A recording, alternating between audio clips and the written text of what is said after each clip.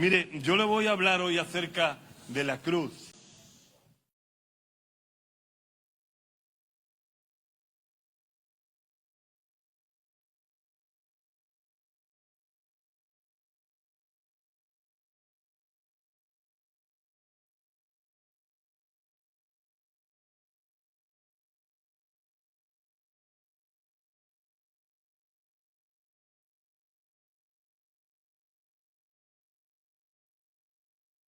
O se agrandan cuando se aleja o se desconecta de Dios. Tu mayor prioridad o preocupación en la vida no tiene que ser lo material, no tiene que ser cómo conseguir una cosa o otra cosa.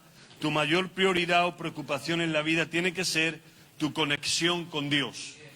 Levante su mano conmigo y diga, la conexión con Dios es vital para vivir una vida llena de propósito y de gloria. Ahora le voy a hacer una pregunta que hoy Dios me hablaba de una manera directa, y además no he tenido todo el tiempo para desarrollarlo, pero se lo quiero decir, lo voy a poner en este mensaje, ahí de momento. Cuando usted no está conectado con Dios, la pregunta es ¿con qué o con quién está conectado? Porque el ser humano no puede desconectarse y vivir en el limbo. No puede vivir entre...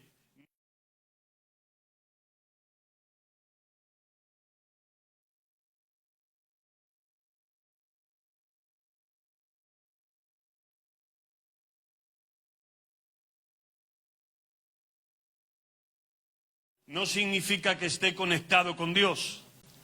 Se lo voy a decir de otra manera. Usted puede estar en la iglesia, puede venir a la iglesia, puede ministrar en la iglesia, pero no estar conectado con Dios. Por eso necesitamos más que nunca saber que lo que va a pasar en nuestro interior, lo que va a pensar nuestra mente y lo que va a sentir nuestro espíritu, tiene que ver dónde estás conectado.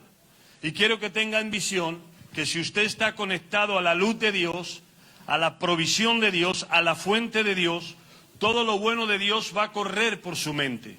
Todo lo bueno de Dios va a correr por sus emociones.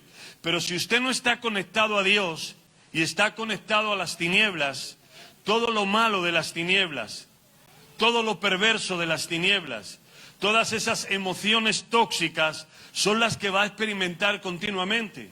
Y no importa si usted está dentro de la iglesia, tiene que seguir el cable a ver dónde está conectado. ¿Me está escuchando? ¿Por qué no le da un aplauso fuerte a Dios por eso?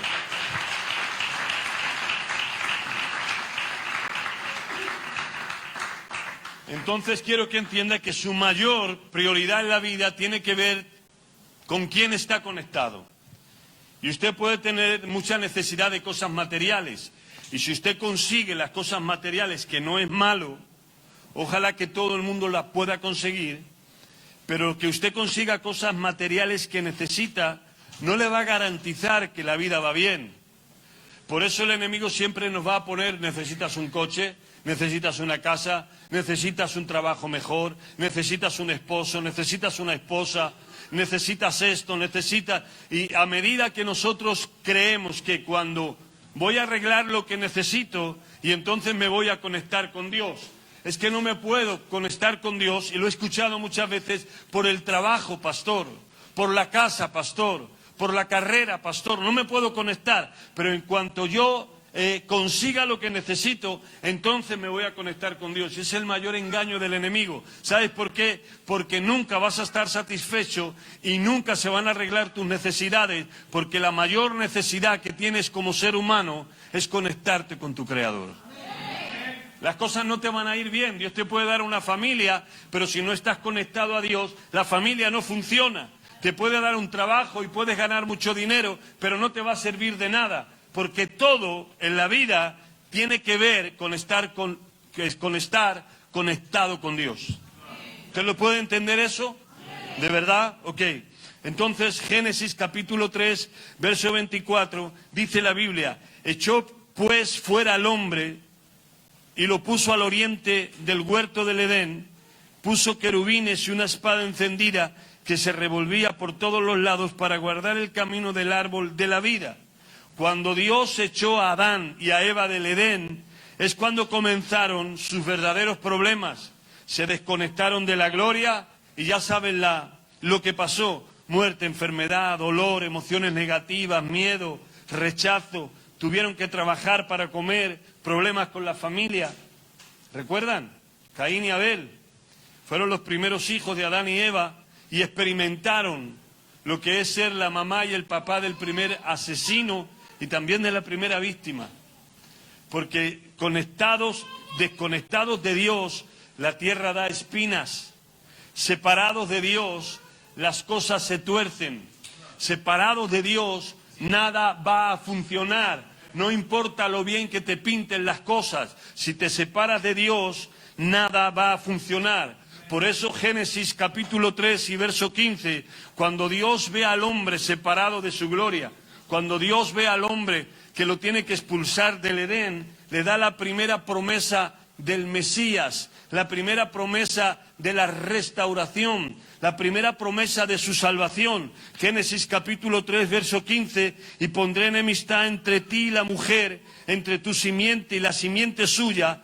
Esa palabra, esa promesa que iba dirigida al hombre, fue dicha a la serpiente, fue dicho a Satanás, y pondré enemistad entre ti y la mujer, y entre tu simiente y la simiente suya, esta te herirá la cabeza y tú le herirás en el calcañar. Lo que estaba hablando de la cruz, estaba hablando que el fruto de la mujer, que era el Mesías, lo iba a estar en enemistad contra lo que era la naturaleza caída de Satanás, y esa simiente de la cual nacería el Cristo, era quien iba a pisar la cabeza al enemigo, quien iba a quitar la autoridad que tenía del pecado y de la muerte, y que el enemigo le iba a morder en el calcañar, como diciendo, aunque tú vas a morder, pero tu herida no es de muerte, tú vas a morder, pero realmente quien va a terminar con tu imperio va a ser Jesús en la cruz. Por eso Génesis capítulo 3 y verso 15 es la primera promesa que Dios da al hombre de salvación, y ahí está profetizada la cruz, está profetizado el sacrificio de Cristo en la cruz. Ahora, la cruz es el lugar del intercambio divino. Cuando nosotros hablamos de cruz, no estamos hablando que la cruz, el palo, tenga el poder. No importa si usted se cuelga una cruz al cuello o la pone en su habitación, eso no tiene poder. Lo que tiene poder es lo que ocurrió en la cruz. El sacrificio que fue hecho en la cruz. Eso, cuando hablamos de la cruz, hablamos de eso. No hablamos del palo, hablamos de lo que ocurrió en la cruz. Y en la cruz lo que ocurrió fue el sacrificio, la paga que Dios dio por nuestro pecado. El sacrificio fue el intercambio divino. Jesús recogió lo que nosotros éramos, lo que nosotros merecíamos, nuestro juicio, nuestra desobediencia, nuestro pecado. Él tomó todo lo malo que había en nosotros y Él depositó en la cruz a favor de aquellos que le reciben todo lo bueno que hay en Él. Él impartió sobre nosotros su vida, su gloria, su posición y su relación con Dios. De modo que cuando nosotros vamos a la cruz y hacemos el intercambio divino, si pudiéramos materializarlo, nos quitamos nuestros trajes llenos de harapos, de suciedad, de pecado, de maldad, todo lo malo que somos, y lo entregamos en la cruz, y Jesús lo toma, porque la Biblia dice que el que no conoció pecado, se hizo pecado. Lo toma y en su lugar Él nos imparte la justicia divina, la relación con Dios, la santidad que Él tenía, todo lo bueno que Jesús trajo. De modo que cuando Dios nos ve, no nos ve a nosotros como somos, sino que nos ve a través de Jesús. Y lo mismo que Jesús recibe de Dios, eso es lo que nosotros recibimos solo y exclusivamente por el sacrificio de Jesús en la cruz. Den un aplauso a Dios por esto.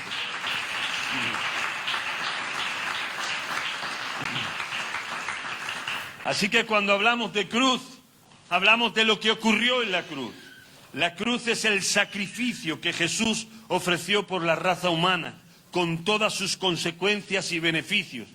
La cruz, cuando Jesús fue a la cruz, implicó dos roles fundamentales para el Hijo de Dios, porque Jesús Según Hebreos capítulo 7 y verso 26, Jesús era el sacerdote que ofrecía el sacrificio. ¿Alguien me está escuchando? ¿Recuerdan cuando el sacerdote, el pueblo pecaba? ¿Lo recuerdan? Y tenía que tomar un animal, un macho cabrío, porque él era el sacerdote, no lo podía hacer cualquier persona del pueblo.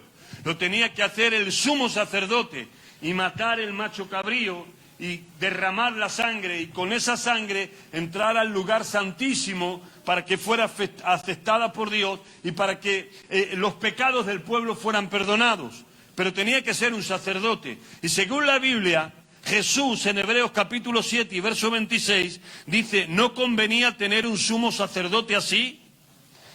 Santo, irreprochable, puro, apartado de los pecadores y exaltado sobre los cielos, que no tiene necesidad cada día, como aquellos sumos sacerdotes, de ofrecer primero sacrificio por sus pecados y luego por los pecados del pueblo, porque esto lo hizo una vez y para siempre, ofreciéndose a sí mismo. Así que Jesús fue el sacerdote que ofrecía.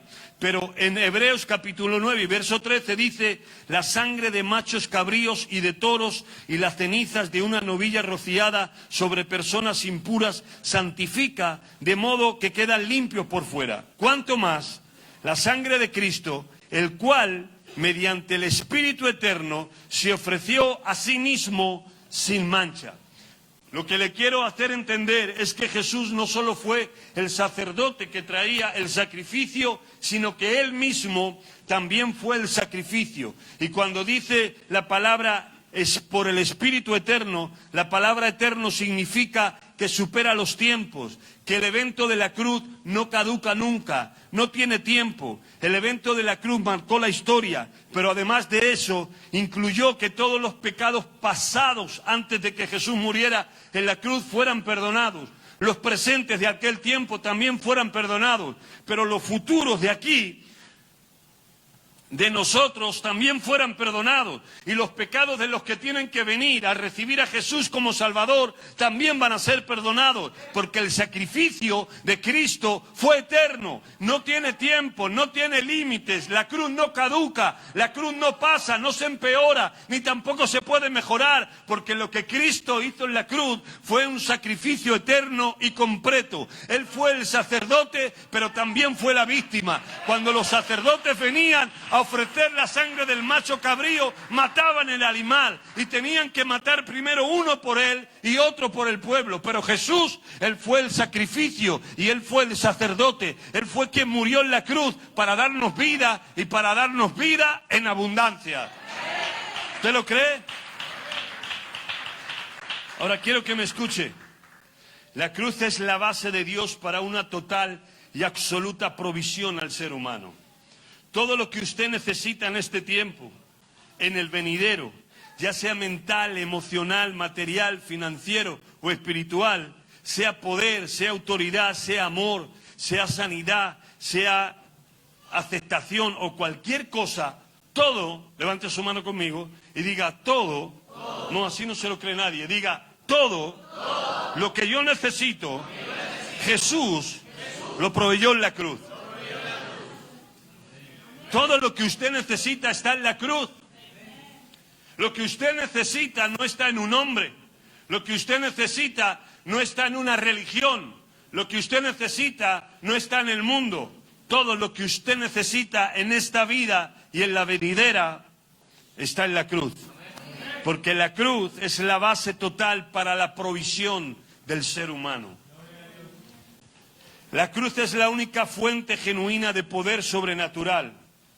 Es tiempo que entendamos como iglesia el mensaje de la cruz. Y este tiene que ser el centro de nuestro mensaje. Debe tener prioridad. No podemos empequeñecer la muerte de la cruz. No podemos quitar la cruz del medio, porque entonces, si quitamos la cruz del medio, quitamos el poder de Dios, quitamos el sacrificio de Dios, no queda nada. La iglesia no es un lugar de superación personal. Simplemente, la iglesia no es una terapia de potenciar a las personas, no es eso solamente. La iglesia, el centro de la iglesia, todo lo que sujeta a la iglesia, tiene que ver el sacrificio de Cristo. Porque no estamos aquí por méritos propios. No estamos aquí porque lo merezcamos ninguno. Estamos aquí porque la Biblia dice que Jesús nos amó primero. Y nos amó de tal manera Dios al mundo que dio a su Hijo. Por eso estamos aquí. No estamos aquí porque oramos, no estamos aquí porque ofrendemos, no estamos aquí porque somos mejores que los que están fuera. Estamos aquí porque alguien te amó cuando el mundo te rechazaba. Estamos aquí porque alguien pagó tus pecados, porque alguien te sacó del alcohol, del adulterio, de la mentira. Alguien te sacó de la depresión y ese se llama Jesús. Si estamos aquí es porque la cruz es el único poder de fuente genuina sobrenatural. Y cuando venimos a los pies de Jesús, ocurren milagros, ocurren sanidades, ocurren liberaciones. Porque yo recuerdo cuando fui con 17 años por primera vez y no sabía nada de nada, pero cuando me hablaron del amor de Dios, del poder de la cruz, de lo que Cristo hizo por nosotros, entonces entré en una transformación, porque lo único que necesitamos realmente es estar llenos del poder de Dios a través de su muerte y a través de su sacrificio. ¿Usted le puede dar un aplauso fuerte a Dios por eso?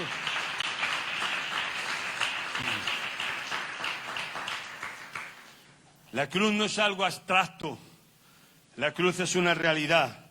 Mucha gente especula de la muerte del Señor, pero la cruz es un acontecimiento real en la historia y en la eternidad. Porque no podemos llegar a la eternidad sin la cruz. Y es tan real en la historia que se cuenta a partir del año 0, cuando Jesús murió.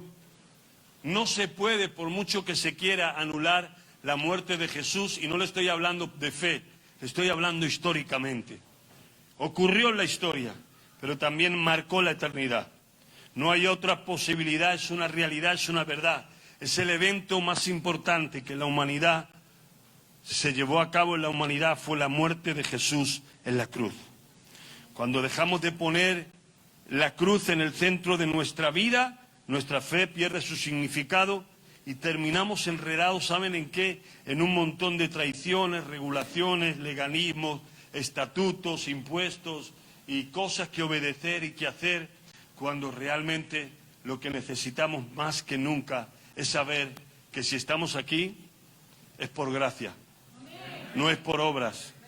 Estamos aquí no es porque lo merezcas, es porque alguien te amó y porque la cruz es una realidad del intercambio divino que Jesús hizo por ti.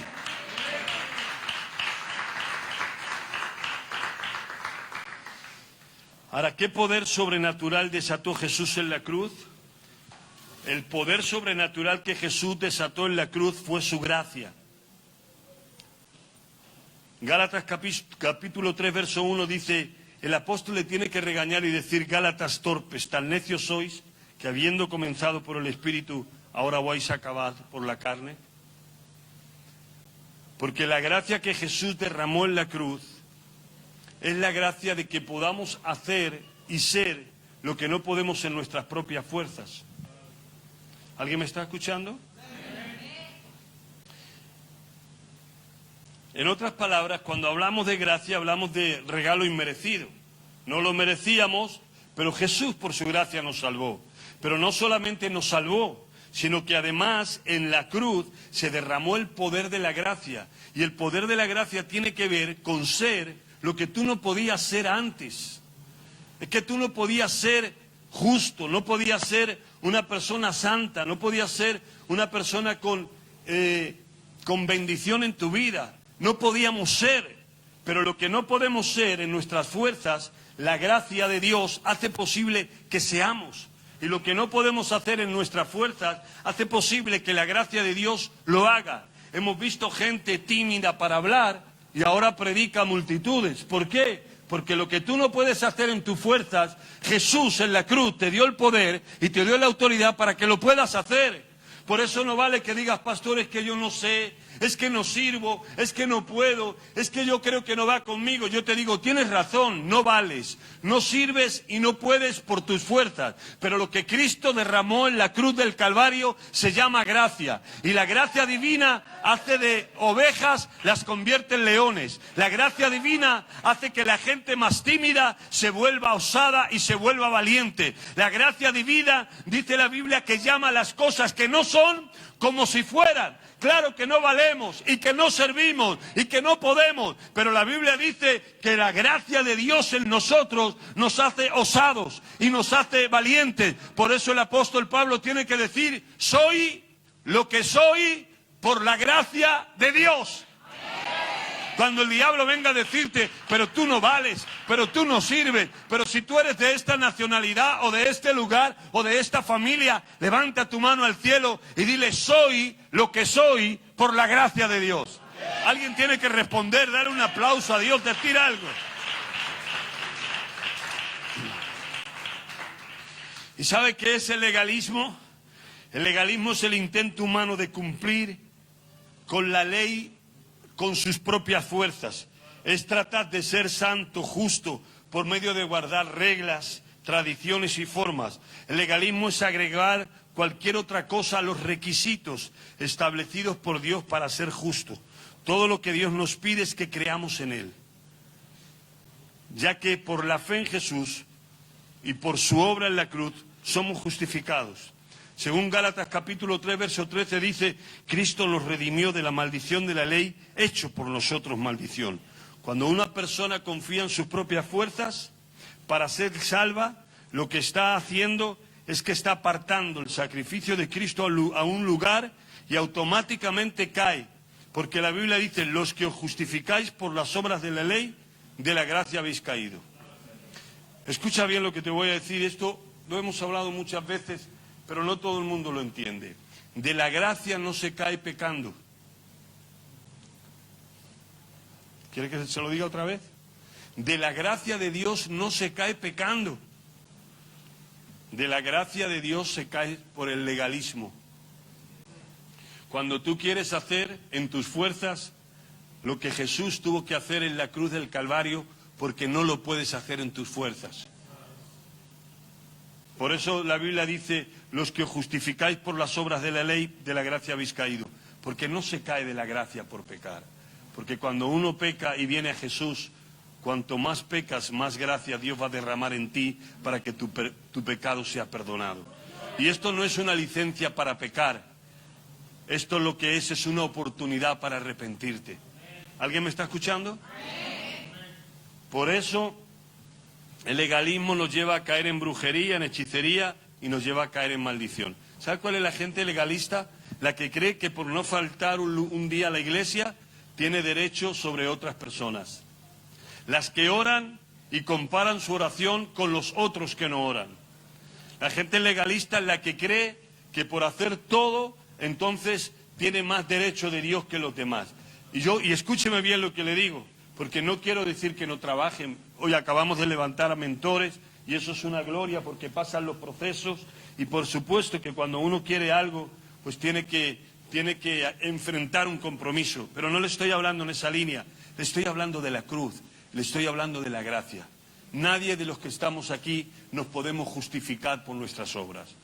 Nadie de los que estamos aquí podemos presentarnos delante de Dios, empezando por mí, que soy el pastor, y terminando por el último que está sentado. ¿Sabe por qué? Porque todos tropezamos, porque todos caemos, porque dentro de nuestro corazón hay áreas oscuras todavía que nadie conoce, porque a veces tenemos miradas que no son buenas, palabras que están en nuestra boca, pensamientos que nos recorren la mente y sentimientos que a veces nos avergonzaríamos si las imágenes que pensamos o los sentimientos que sentimos se proyectaran como en esta imagen. Pero la gente legalista es la gente que más juzga, la gente legalista es la gente que más cree que tiene derecho porque han hecho las cosas. Y por eso los fariseos, los escribas, eran la gente legalista. Decían, nosotros ayunamos y oramos y vamos al templo, pero esa mujer es pecadora, es una prostituta. Si supieras el tipo de mujer que está a tus pies, Jesús, no eres un verdadero profeta. ¿Recuerdan esa imagen?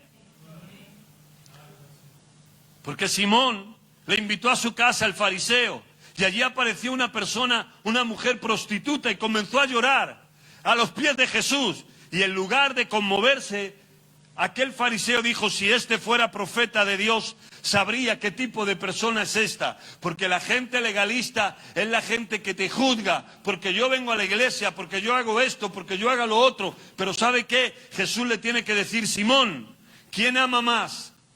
¿El que más peca o el que menos peca? Y le dice: pues Señor, al que más peca, el que más peca será el que más ama, porque más pecados le son perdonados. Y le dijo: ciertamente has juzgado, porque yo he entrado en tu casa y no has puesto agua para lavarme los pies, y esta mujer no deja de llorar en mis pies y secarme con su cabello, lo único que tiene o que cree que tiene honroso los pies. ¿Cuál era la lección que Jesús nos está dando? La lección que Jesús nos está dando es que no hay nadie perfecto, es que no hay nadie que pueda presentarse delante de Dios, es que no hay nadie que se pueda justificar, que todos necesitamos a Dios y necesitamos su gracia y necesitamos su cruz. Y si Dios tiene misericordia con nosotros, nosotros tenemos que tener misericordia con todos los que vengan y se acerquen a la cruz del Señor. Usted lo quiere, darle un aplauso fuerte a Dios por eso.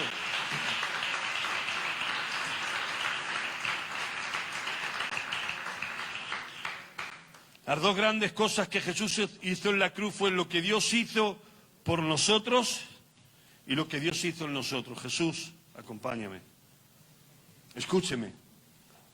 Una cosa es lo que Cristo hizo en nosotros y otra cosa es lo que hizo por nosotros.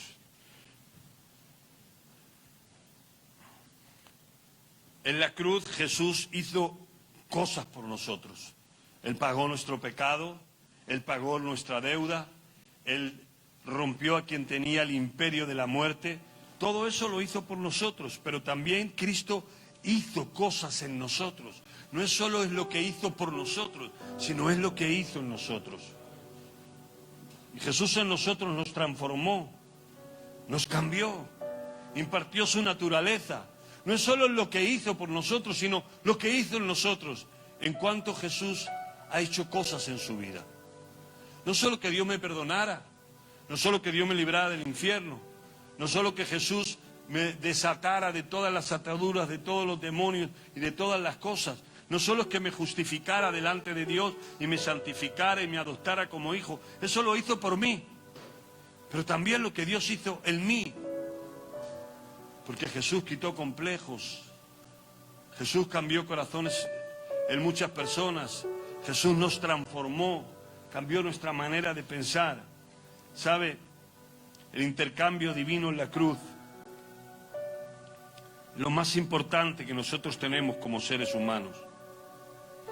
Dice la Biblia en Isaías, y lo quiero leer: ¿quién ha creído a nuestro anuncio? ¿Y sobre quién se ha manifestado el brazo de Jehová? Si puedes lanzarme ese vídeo y lo pones, quiero que escuche bien. ¿Quién ha creído en nuestro anuncio y sobre quién se ha manifestado el brazo de Jehová? Subirá cual renuevo delante de él, y como raíz de tierra seca no hay parecer en él ni hermosura. Le veremos más inatractivo para que le deseemos, despreciado y desechado entre los hombres, varón de dolores, experimentado en quebranto. Como que escondimos de él el rostro, fue menospreciado y no le estimamos. Ciertamente llevó él nuestras enfermedades y sufrió nuestros dolores, y nosotros le tuvimos por azotado, por herido de Dios y por abatido. Mas él herido fue por nuestras rebeliones, molido por nuestros pecados. El castigo de nuestra paz fue sobre él, y por sus llagas fuimos nosotros curados. Todos nosotros nos descarriamos como ovejas, cada cual se apartó por su camino, mas Jehová cargó en él el pecado de todos nosotros. Angustiado él y afligido no abrió su boca. Como cordero fue llevado al matadero, y como oveja delante de sus trasquiladores enmudeció y no abrió su boca. Por cárcel y por juicio fue quitado, y su generación, ¿quién la contará? Porque fue cortado de la tierra de los vivientes, y por la rebelión de mi pueblo fui herido.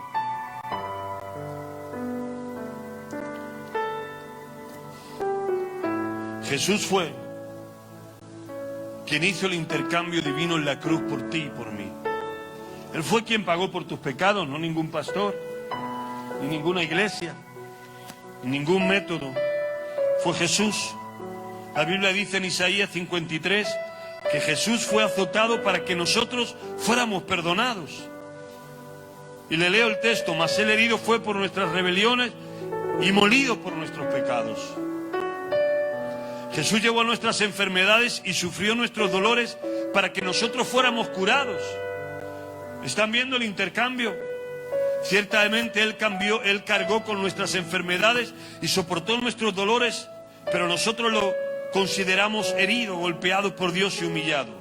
Él fue traspasado por nuestras rebeliones y molido por nuestras iniquidades. Ese fue el intercambio divino.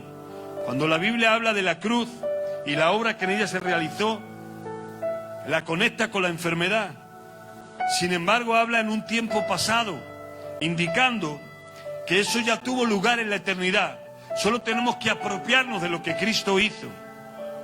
Jesús fue hecho pecado, dice la Biblia. Él cargó con nuestra naturaleza pecaminosa para que nosotros fuéramos justificados. Este es uno de los textos más importantes que usted va a encontrar en la Biblia. Segundo de Corintios capítulo 5, verso 21. Quiero que lo escuche bien. Y la Biblia dice: el que no conoció pecado, por nosotros lo hizo pecado, para que nosotros fuésemos hechos justicia de Dios en él. ¿Entienden este texto? El que no conoció pecado, por nosotros lo hizo pecado, para que nosotros fuéramos hechos justicias de Dios en él. Así que nosotros que éramos pecadores, nosotros que merecíamos todo lo malo, la Biblia dice que por nosotros lo hizo pecado, para que nosotros fuéramos la justicia de Dios en él. Ese fue el intercambio divino en la cruz. Jesús murió nuestra muerte para que nosotros podamos compartir la vida eterna. Pero Dios muestra su amor para con nosotros. Romanos capítulo 5, verso 8. En esto, en que cuando todos éramos pecadores, Cristo murió por nosotros. Miren lo que le voy a decir y a algunos le va a rayar. Cristo no murió por santos. Cristo murió por pecadores. ¿Me está escuchando? Porque eso es lo que dice la Biblia. Pero Dios muestra su amor por nosotros en esto: en que cuando todavía éramos pecadores, Cristo murió por nosotros. Cristo no murió por santos. Cristo murió por pecadores. Por una sencilla razón: porque no había santos. Porque todos éramos pecadores. Y Cristo murió por ti. En la cruz Cristo llevó la maldición para que nosotros recibamos bendición. Cristo nos rescató de toda maldición. Gálatas capítulo 3, verso 13. Cristo nos rescató de la maldición de la ley al hacerse maldición por nosotros. Como está escrito: maldito todo el que es colgado en un madero. Así que se hizo maldición para que nosotros no tengamos que vivir en maldición. Ese es el intercambio divino. Y Cristo pagó nuestra pobreza para que nosotros fuéramos prosperados. Segunda de Corintios capítulo 8, verso 9. Que por amor a vosotros se hizo pobre siendo rico, para que vosotros en su pobreza fuesteis enriquecidos. Cristo sufrió la vergüenza para que nosotros compartamos su gloria. Hebreos capítulo 2, verso 12. Y Cristo soportó el rechazo para que tú seas aceptado. Cristo tomó de su naturaleza para que tú, en la cruz, Él nos dio su ADN, nos dio su naturaleza, para una sencilla razón: para que seamos transformados. Segunda de Pedro 1:4 dice: por medio de los cuales se nos han dado preciosas y grandiosas promesas, para que por ellas llegasteis a ser participantes de la naturaleza divina. Podemos estar hablando tantas cosas de lo que pasó en la cruz. Cristo en la cruz nos desató de quien tenía el imperio de la muerte y rompió todas las ataduras para que nosotros fuéramos libres. Porque la sangre de Cristo derramada en la cruz tiene poder. ¿Recuerdan Éxodo capítulo 13, verso 23?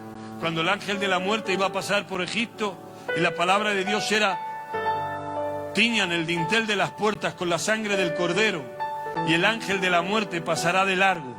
Eso era una promesa o era un prototipo de lo que tenía que venir, porque la sangre derramada en la cruz tiene poder. Ese es el intercambio divino que Cristo hizo en la cruz por nosotros. ¿Y por qué no está predicando el pastor de la cruz? Estoy predicando de la cruz porque la cruz es el lugar donde usted tiene la provisión para su vida. Usted tiene que apropiarse de todo lo que Jesús ganó en la cruz para usted. Usted no es alguien normal, no es alguien ordinario. Usted no es alguien que no vale la pena. ¿Sabe por qué es usted importante y por qué vale? Porque Cristo derramó hasta la última gota de su sangre por usted. Y hasta que no sepa la identidad que tiene, puede vivir perdido en el pecado. Puede ser atadura de los diablos, puede estar conectado a las cosas malas del mundo. Cuando Cristo le ha redimido, le ha dado poder, le ha dado gracia, le ha dado naturaleza divina, ha quitado el rechazo y la maldad de su vida, usted tiene que apropiarse del poder derramado en la cruz del Calvario y tiene que vivir como un hijo de Dios. Y un hijo de Dios vive en victoria sobre el pecado, en victoria sobre la maldad, en victoria sobre los demonios. Eso es lo que nosotros somos. Somos hijos de Dios, redimidos por el mayor precio que nadie ha pagado jamás por nadie. Hemos sido redimidos por todas y cada una de las gotas de la sangre del Cristo crucificado. ¿Usted lo cree?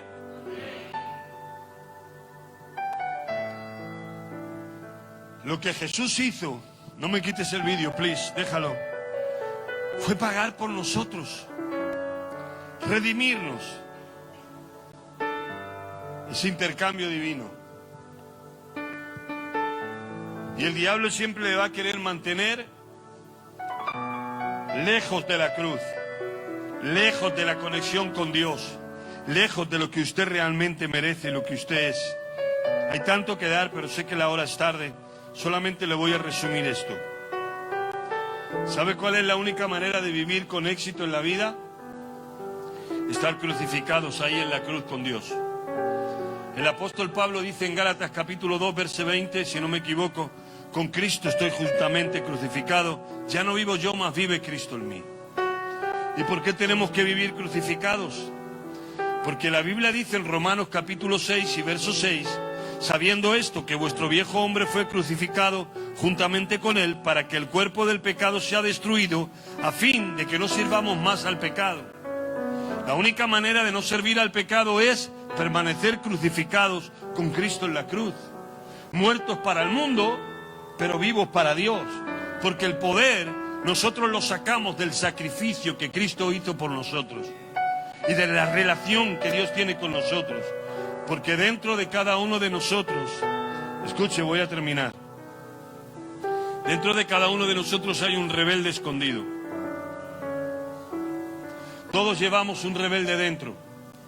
Todos llevamos el yo, el ego, lo que quiero, lo que pienso, lo que siento, lo que me interesa, lo que me da la gana hacer, ese ego, ese yo, la carne.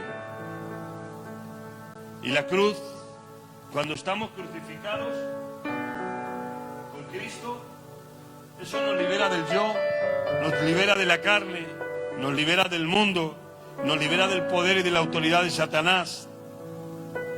Porque lo que necesitamos es vivir en la cruz, vivir cerca de Dios y conectados en la cruz. Porque la cruz no es solo un lugar de sacrificio, es un lugar de poder. Pero la cruz, y con esto voy a terminar, escúcheme, la cruz es la entrada al reino. Usted no puede entrar si no muere, por eso tiene que ir a la cruz. Porque para que Cristo trajera el mensaje del reino, tuvo que morir en la cruz. Para que Cristo trajera el reino, tuvo que morir. Y para que nosotros podamos vivir en el reino, tenemos que morir. ¿Morir a qué, pastor? Acuérdese que el reino es gobierno. Tiene que morir a su voluntad, tiene que permanecer crucificado. Porque lo que Cristo hizo en la cruz por usted hasta que usted no odie el pecado, hasta que usted no odie el pecado, no es prueba de que está agradecido de lo que Jesús hizo por usted. Porque ¿sabe qué le llevó a la cruz a Jesús? A Jesús le llevó a la cruz la voluntad de Dios.